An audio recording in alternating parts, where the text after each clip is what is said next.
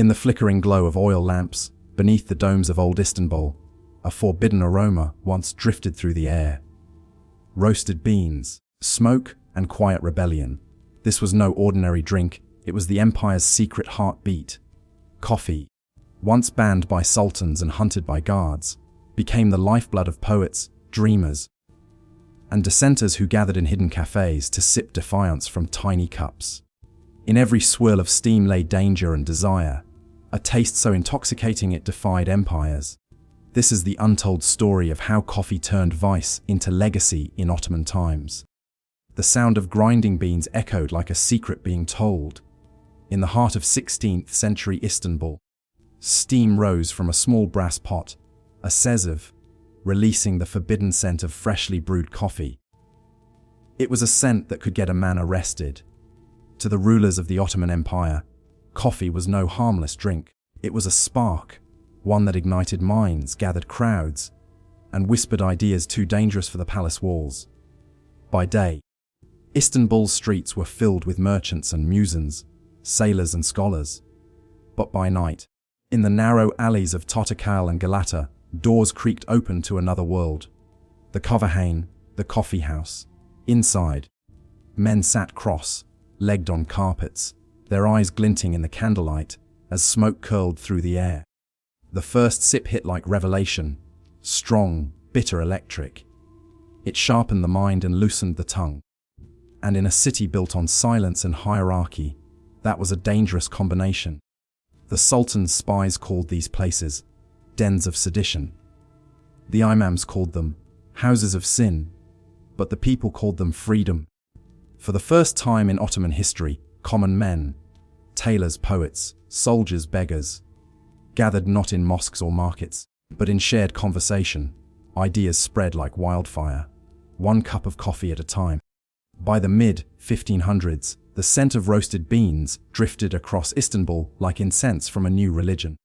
From the busy docks of the Golden Horn to the winding streets of Suv, Skye-Dar, coffee was everywhere.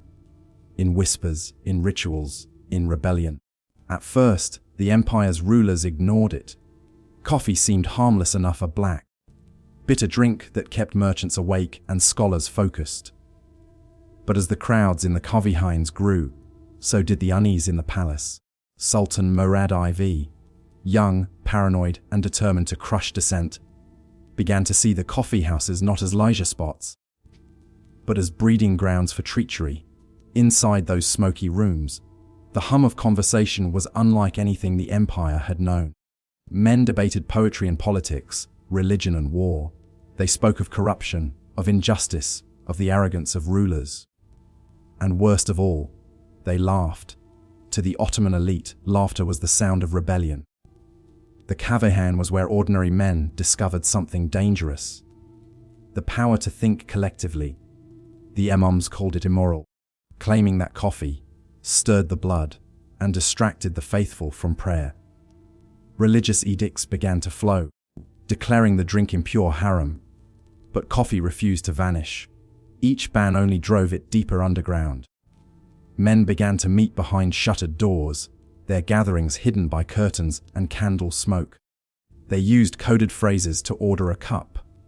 The black medicine, the thinker's drink. Punishment was brutal. Those caught drinking coffee could be beaten, imprisoned, even drowned in the Bosporus by royal decree. And yet, every morning, someone would light a small coal fire, grind the beans, and brew a pot in defiance. Coffee was no longer just a drink, it was resistance.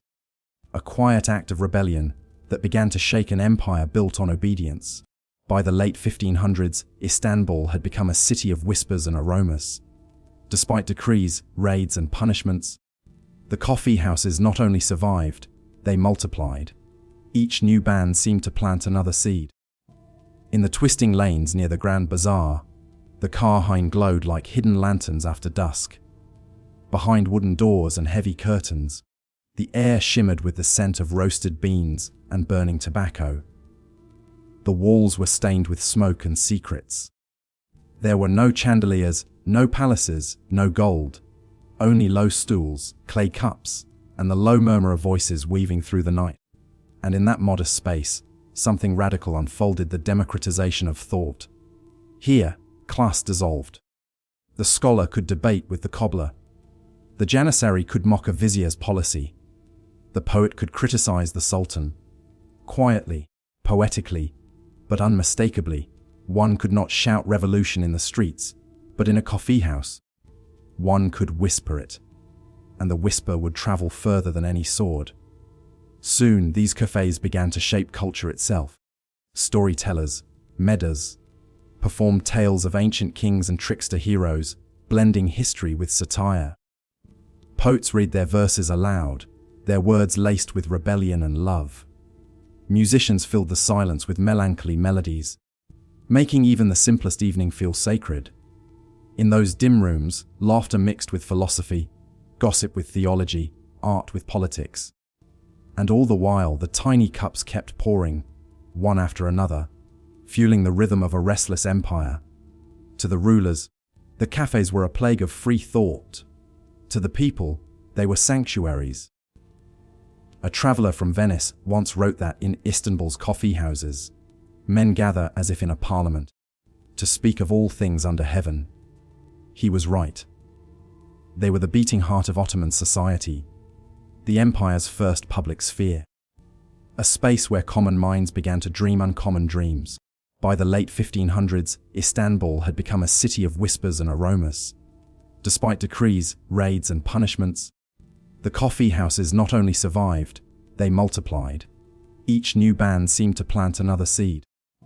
In the twisting lanes near the Grand Bazaar, the Carheim glowed like hidden lanterns after dusk. Behind wooden doors and heavy curtains, the air shimmered with the scent of roasted beans and burning tobacco. The walls were stained with smoke and secrets. There were no chandeliers, no palaces, no gold, only low stools, clay cups, and the low murmur of voices weaving through the night. And in that modest space, something radical unfolded: the democratization of thought. Here, class dissolved. The scholar could debate with the cobbler. The janissary could mock a vizier's policy. The poet could criticize the sultan. Quietly, poetically, but unmistakably, one could not shout revolution in the streets, but in a coffee house. One could whisper it, and the whisper would travel further than any sword. Soon, these cafes began to shape culture itself. Storytellers, medders, performed tales of ancient kings and trickster heroes, blending history with satire. Poets read their verses aloud, their words laced with rebellion and love. Musicians filled the silence with melancholy melodies, making even the simplest evening feel sacred.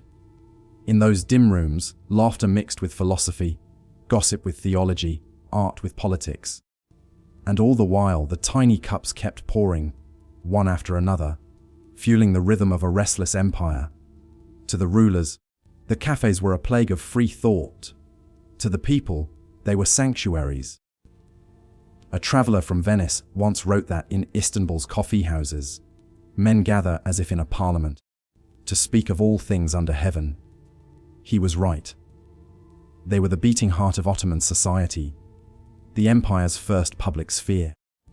A space where common minds began to dream uncommon dreams. By the dawn of the 17th century, the empire's rulers had seen enough. The smell of coffee had become the scent of defiance, and Sultan Murad IV was determined to crush it. Murad was no ordinary ruler. He was young, unpredictable, and obsessed with control. He banned alcohol, tobacco, and, most of all, coffee. To him, it wasn't a drink, it was dissent in liquid form. He believed that every steaming cup, poured in a kaivihan, carried poison, not of the body, but of the mind. The poison of independent thought. And so began one of the strangest wars in Ottoman history, a war against caffeine. Soldiers raided coffeehouses under the cover of night, smashing pots, scattering beans, and dragging patrons into the streets. Murad himself, it was said, would roam Istanbul in disguise, a shadowed figure in the alleys, listening for the soft clink of a cup. If he found one, punishment was swift. The unlucky soul might be beaten, jailed, or, according to whispers, beheaded on the spot. The message was clear. Silence the drinkers, silence the thinkers. But repression only sharpened the addiction. People began to brew coffee in secret, hidden beneath floorboards, inside teapots, or behind stacks of spice in the markets. Mothers boiled it for their sons returning from war. Writers sipped it before their midnight verses, and merchants smuggled it in barrels marked as ink or perfume. The coffee became more than rebellion, it became faith. It wasn't worship of the bean, but of what it represented: connection, conversation, the right to gather and to dream. In one Istanbul neighborhood, a famous coffeehouse owner named Hakim Al-Kaiv refused to close his doors. When soldiers stormed in, they found him calmly brewing a pot. "I serve no rebellion," he said softly, only thought. He was executed that night. But by morning, 2 more cafes had opened in his name, because ideas once brewed cannot be unmade. The Sultan could drown the cups, but not the thirst. Even under the shadow of Murad IV's cruelty, the empire refused to go cold. The coffeehouses, though silenced on the surface, burned quietly beneath. In the narrowest alleys, hidden courtyards, and cellar chambers beneath Istanbul's merchant houses, secret coffee gatherings returned. They had no signs, no names, only a knock on the door, a coded word whispered through the crack, and then the soft hiss of boiling water. The underground cafes became the nervous system of Ottoman resistance. They had moved beyond mere indulgence. They were schools, laboratories, confession chambers, places where forbidden ideas were distilled drop by drop, stronger than any empire's decree. Among the poets and scribes, coffee became a metaphor, a sacred rebellion. In secret verses, they wrote of it as the Black Muse, the ink that wakes the mind, and the drink that defies kings. One anonymous poet wrote, "We sip what cannot be named, and dream what cannot be said." It wasn't only Istanbul. From Damascus to Baghdad, Cairo to Sarajevo, the same phenomenon emerged. Everywhere the Ottomans ruled, the smell of roasted beans crept back into the streets, weaving through mosques and markets alike. Scholars in Damascus began holding study circles, with a pot of coffee at the center. Merchants in Cairo disguised coffeehouses as tailor shops or scripture halls. In Mecca, pilgrims drank it secretly before prayers, believing it helped them stay awake through devotion. Coffee had become unstoppable because it wasn't just consumed, it was shared, and that sharing created a network the authorities could never fully map. Meanwhile, Ottoman spies, frustrated by their failure, began reporting that the drinkers multiply in the dark. Even palace guards were caught sneaking sips behind the barracks. The empire was addicted not to caffeine, but to connection. Ironically, the same force that built the Ottoman Empire, the flow of trade, faith, and conversation, was now being mirrored in its defiance. The Cavahane was no longer simply a room with stools and smoke.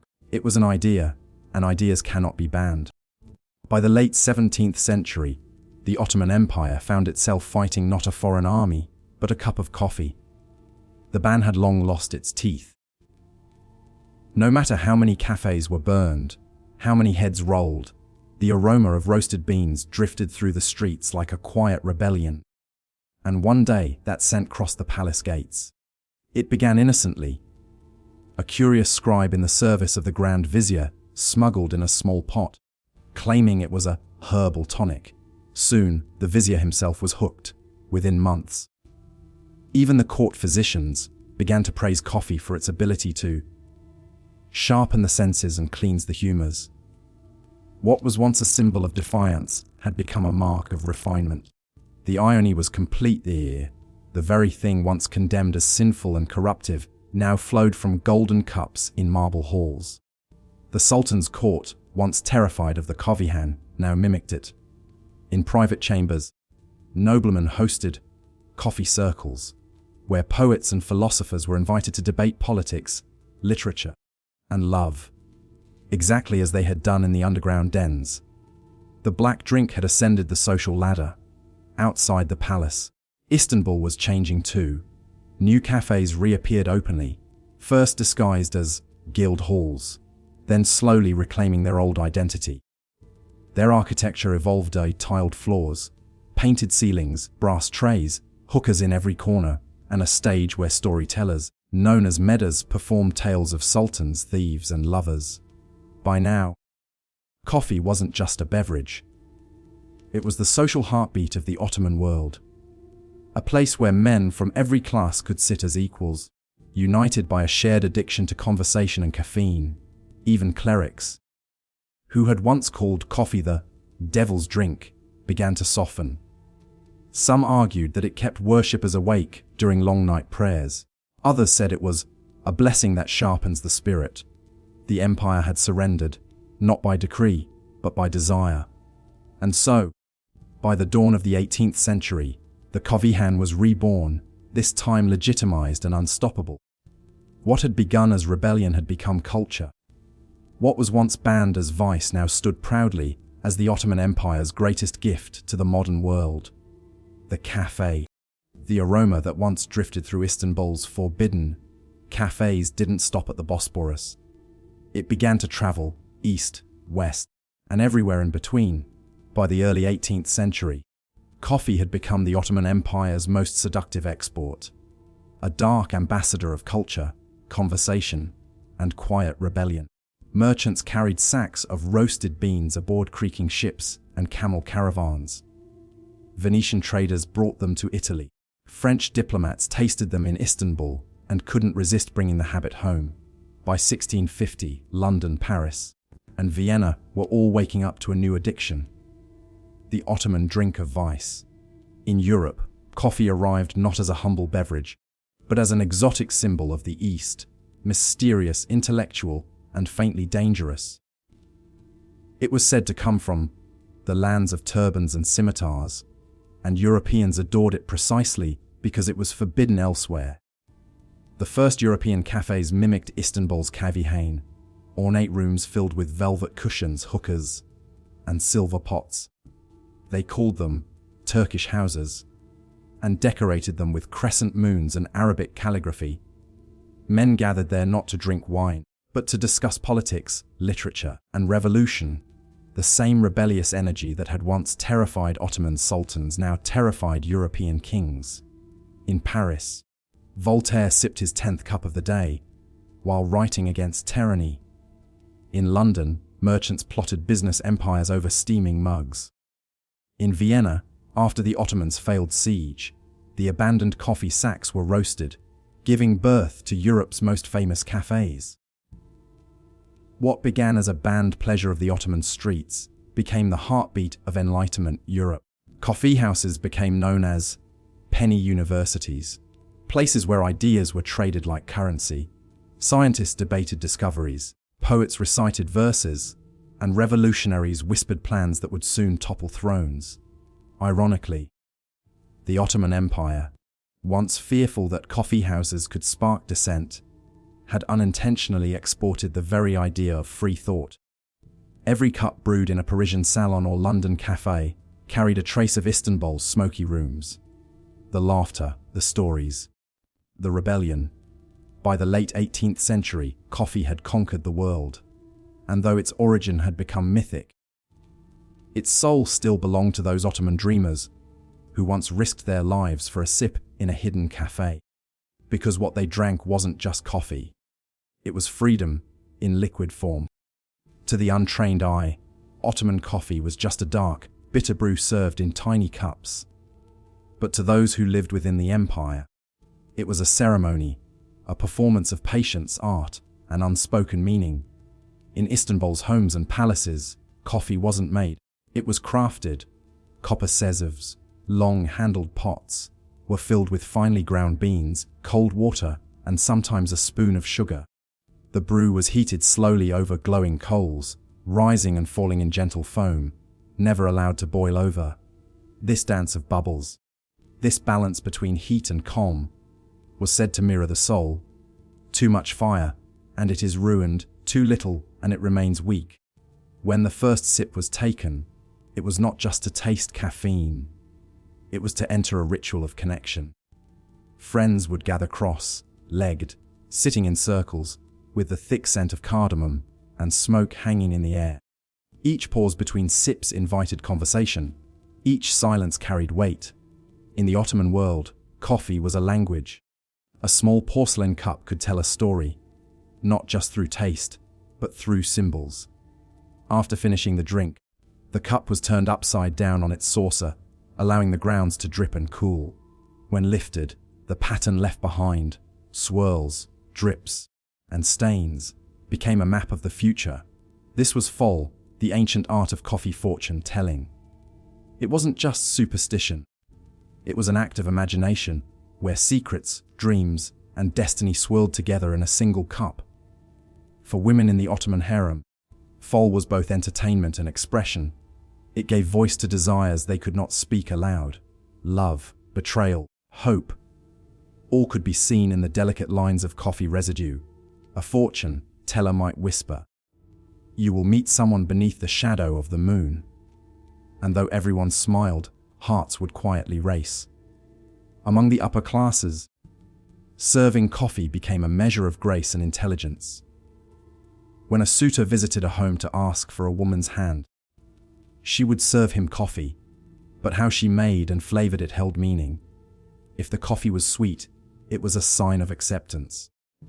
If it was salty, it was rejection. A single cup could carry an answer that no letter dared to write. Even in the grand palaces of Topkapi, sultans were never far from their cups. Coffee served as both comfort and control, a moment of reflection before political decisions or military campaigns. In the hush of candlelight, a sultan might sip the bitter drink while contemplating alliances, betrayals, or the fate of his empire. By the 19th century, Ottoman coffee had become one of the empire's proudest traditions. Served at weddings, births, and funerals alike, it was the drink of love, of business, of mourning, and of joy. Each cup was a ceremony of endurance, a meditation in miniature. Even as Western cafes modernized the ritual, adding milk, sugar, and porcelain, the Ottomans kept the old ways alive. To them, the power of coffee lay not in stimulation but in stillness.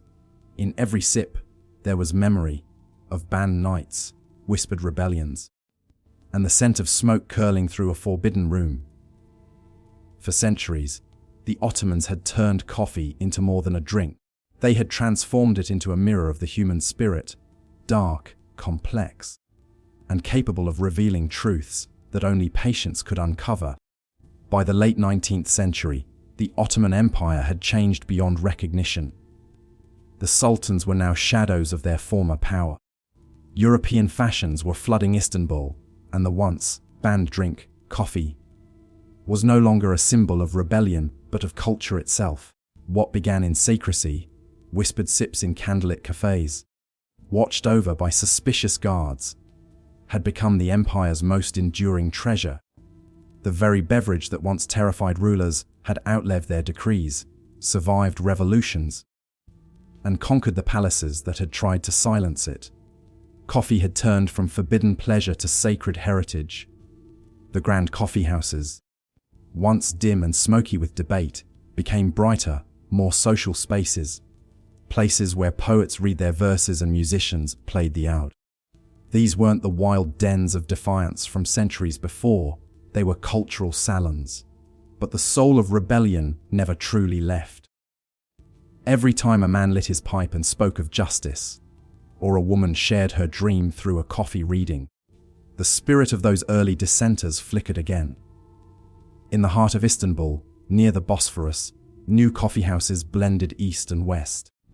Velvet chairs replaced worn cushions, and French newspapers lay beside Ottoman calligraphy.